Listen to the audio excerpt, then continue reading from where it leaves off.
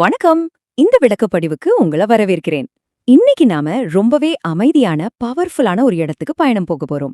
அதுதான் திங்களூர் கைலாசநாதர் கோவில்.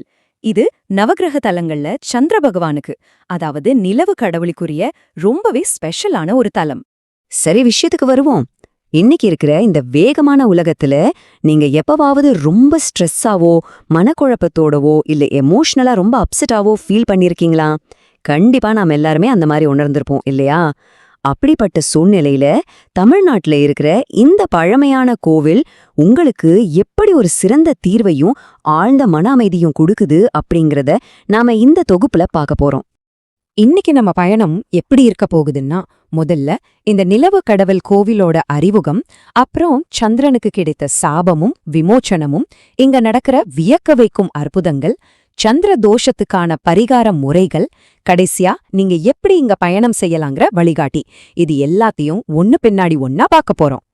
பகுதி 1. சந்திர பகவான் கோவில், நிலவின் அமைதியை தேடி. இந்த இடத்தோட சிறப்புகளை முதல்ல தெரிஞ்சுக்குவோம். இங்க ஒரு சுவாரஸ்யமான ஒப்பீட்டை நம்ம கவனிக்கணும். சூரியனார் கோவில் பத்தி கேள்விப்பட்டிருப்பீங்க. அங்க எப்பவுமே ரொம்ப உக்கிரமான வெப்பமான ஒரு எனர்ஜி இருக்கும். ஆனா அதுக்கு நேர்மாறா திங்களூர் தலம் ரொம்பவே சாந்தமான குளிர்ச்சியான ஒரு இடம். நம்ம மனசையும் உணர்ச்சிகளையும் பேலன்ஸ் பண்ணக்கூடிய ஒரு அமைதி இங்க இருக்கு. அதுதான் இதோட தனிச்சிறப்பே. இந்த தலத்தோட மூலவர் யார் தெரியுமா? கைலாசநாதர், அதாவது சாக்ஷாத் சிவபெருமான் தான். கூடவே தாயார் பெரியநாயகி அம்மனும் இருக்காங்க. இருந்தாலும் நம்ம மனசையும் எண்ணங்களையும் ஆளக்கூடிய சந்திர பகவானுக்கு இங்க அமைஞ்சிருக்க தனி சன்னதிதான் இந்த இடத்த உலக புகழ் பெற்ற நவகிரக தலமா மாத்திருக்கு. பகுதி 2. சாபமும் விமோச்சனமும். புராண வரலாறு. பொதுவாவே பழமையான கோவில்கள்னாலே ஒரு சுவாரஸ்யமான கதை இருக்கும் இல்லையா? திங்களூருக்கும் அப்படி ஒரு ஆழமான பின்னணி இருக்கு. புராணங்கள் படி சந்திரன் தக்ஷனோட 27 மகள்களை கல்யாணம் பண்ணிக்கிட்டார். ஆனா அவர் ரோஹிணி மேல மட்டும் கொஞ்சம் அதிக அன்பும் தனி கவனமும் காட்டினார். இதனால கோபமடைந்த தக்ஷன் சந்திரனோட ஒளியெல்லாம் கொஞ்சம் கொஞ்சமா தேயும்படி ஒரு கடுமையான சாபத்தை கொடுத்துட்டார். தன் ஒளியை இழந்து தவிச்ச சந்திரன் நேரா இந்த திங்களூருக்கு வந்து சிவபெருமான நோக்கி ரொம்பவே தீவிரமான தவம் இருந்தார். அந்த தவத்துக்கு இறங்கி சிவபெருமான் அவருக்கு சாப விமோச்சனம் கொடுத்து இழந்த ஒளிய மீண்டும் கொடுத்தார்னு வரலாறு சொல்லுது. இந்த புராண கதையோட இந்த ஊருக்கு இன்னொரு பெரிய ஸ்பெஷாலிட்டியும் இருக்கு.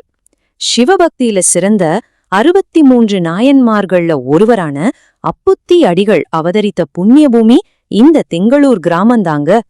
இது இந்த இடத்தோட ஆன்மீக பலத்தை இன்னும் அதிகமாக்குது. பகுதி 3. அற்புதங்களும் சிறப்புகளும். சரி, இப்போ இந்த கோவிலோட ஆன்மீக பின்னணி எப்படி இங்க நடக்கிற அதிசயங்களோடும் வழிபாட்டு முறைகளோடும் கனெக்ட் ஆகுதுன்னு பாப்போம். இதுல ரொம்பவே ஆச்சரியப்பட வைக்கிற விஷயம் இங்க நடக்கிற ஒரு கட்டிடக்கலை அற்புதம் தாங்க. வருஷத்துக்கு 2 தடவை, அதாவது தமிழ் மாதங்களான பங்குனி அப்புறம் புரட்டாசியில சந்திரனோட அந்த குளிர்ச்சியான ஒளி நேரா கருவறையில இருக்கிற சிவலிங்கத்து மேல விழும். நினைச்சு பாருங்க, அந்த ஒரு குறிப்பிட்ட நாள்ல மட்டும் நடக்கிற இந்த அதிசயம் பக்தர்களை நிஜமாவே மேய்ச்சல் இருக்க வைக்கும். இன்னொரு ஸ்பெஷலான விஷயம் என்னன்னா அன்னப்பிரசானம், அதாவது குழந்தைங்களுக்கு முதல்ல சோறு ஊட்டுற சடங்கு. இந்த சடங்கு செய்ய திங்களூர் ரொம்பவே விசேஷமான இடமா கருதப்படுது. சந்திர பகவானோட அந்த அமைதியான ஆசிர்வாதத்தோட குழந்தைங்க தங்களோட முதல் உணவை இங்க சாப்பிடுறது ரொம்பவே நல்ல விஷயம்னு நம்புறாங்க. பகுதி 4. சந்திர தோஷ பரிகாரம். ஒருவேளை நீங்க எமோஷனலா ரொம்ப குழப்பத்துல இருக்கீங்க, இல்ல ஜோதிட ரீதியா சில தோஷங்கள் இருக்குன்னா இந்த தலம் அதுக்கு ஒரு பெர்ஃபெக்டான தீர்வை கொடுக்குது. குறிப்பா சொல்லணும்னா, உங்க ஜாதகத்துல சந்திரதசை, சந்திர புத்தி இல்லனா சந்திரதோஷம் இருந்தா இங்க வந்து வழிபடுறது ரொம்பவே பவர்ஃபுல்லான ஒரு பரிகாரம். இப்படி வழிபடுறதுனால தேவையில்லாத ஸ்ட்ரெஸ் எல்லாம் காணாம போயிடும், ஆழ்ந்த மன அமைதி கிடைக்கும், படிப்புல நல்ல கவனம் வரும். அது மட்டுமில்லாம ரொம்பவே ஆரோக்கியமா ஃபீல் பண்ணுவீங்க. சரி, இங்க எப்படி வழிபடணும்? பக்தர்கள் சந்திரனுக்கு ரொம்ப பிடிச்ச வெள்ளை நிற பொருட்களை தான் பெரும்பாலும் காணிக்கையா கொடுப்பாங்க. வெள்ளை நிற ஆடை, வெள்ளை அரளிப்பூக்கள், பச்சரிசி சாதம், பால், அப்புறம் வெள்ளை விளக்குகள், இதெல்லாம் வச்சு வழிபடுவாங்க. குறிப்பா சொல்லணும்னா சந்திரனுக்கு உகந்த திங்கட்கிழமைகள்லயும் பௌர்ணமி நாட்கள்லயும் இங்க வந்து கும்பிடுறது ரொம்ப ரொம்ப விசேஷம். பகுதி 5. பயண வழிகாட்டி.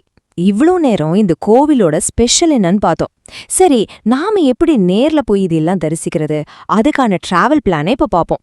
சிட்டியோட அந்த டிராஃபிக் பரபரப்புல இருந்து கொஞ்சம் பிரேக் வேணும்னு நினைக்கிறவங்களுக்கு இது ஒரு சூப்பர் ஸ்பாட். ரோட் ட்ரிப் போறதுக்கு ரொம்பவே ஈஸியான ஒரு இடம். திருவையாறுல இருந்து பார்த்தா வெறும் 4 கிலோமீட்டர் தூரம் தான். தஞ்சாவூர்ல இருந்து ஒரு 18 கிலோமீட்டர், கும்பகோணத்துல இருந்து ஒரு 33 கிலோமீட்டர் தொலைவில் திங்களூர் இருக்கு. ஒருவேளை நீங்க ஃப்ளைட்ல வரதா இருந்தா மிக அருகில் இருக்கிற திருச்சி ஏர்போர்ட் ஒரு 90 கிலோமீட்டர் தூரத்துல இருக்கு. நீங்க போறதுக்கு முன்னாடி கோவில் நேரத்தை நோட் பண்ணிக்கோங்க. காலையில 6 மணிலேருந்து மத்தியானம் 1 மணி வரைக்கும், அப்புறம் சாயங்காலம் 4 மணிலேருந்து நைட் 9 மணி வரைக்கும் கோவில் திறந்து இருக்கும். நவகிரக தலங்களுக்கு போகணும்னு பிளான் பண்ணீங்கன்னா அக்டோபர்ல இருந்து பிப்ரவரி வரைக்கும் இருக்கிற அந்த குளிர்காலம் தான் ரொம்பவே பெஸ்ட் டைம்.